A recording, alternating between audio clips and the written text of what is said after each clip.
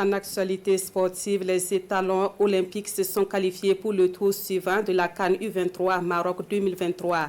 L'équipe burkinabé a pris sa revanche en battant la Gambie par le score de 2-1. Le match s'est joué hier soir au grand stade de Marrakech au Maroc.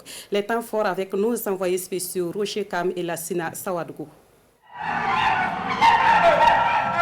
De la joie dans les vestiaires, une qualification pour le second tour acquise et une étape de franchie.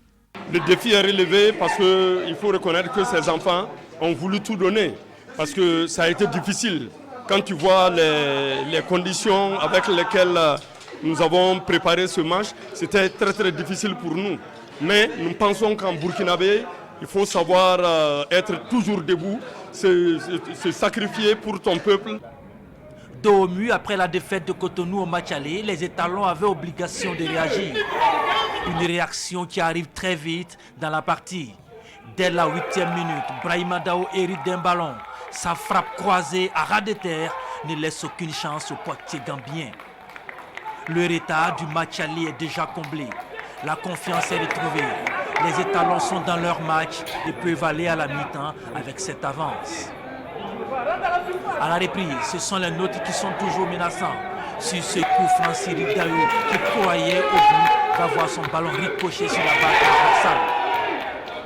Derrière, Moussa Traoré est sur ses gardes. Moins en vue au match aller, Gauthier va être au départ de cette action de la 70e minute. L'attaquant de l'AC Ajaccio va obtenir un pénalty. Coup de pied de réparation que lui-même transforme avec maestria. À 2-0, les étalons sont qualifiés. Les Scorpions vont tenter de revenir et à la 82e minute, ils obtiennent une réduction de score sur ce corner. Les étalons vont faire le dos rond pour garder le score et arracher le ticket pour le second tour. Gagner pour la qualification, gagner pour atténuer les douleurs.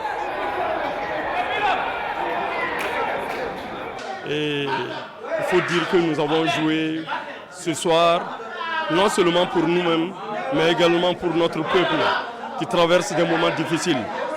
Et nous pensons que d'ici là, en tout cas, nous arriverons à contenir ces terroristes qui ne veulent pas du bien de notre pays. Il y a eu l'attaque, nous avons beaucoup parlé, nous avons pensé à eux. Cette victoire, nous le dédions à ces gars et vraiment, que Dieu ramène la paix au Burkina.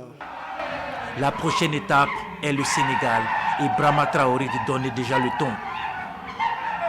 En attendant, la victoire, elle, se savoure.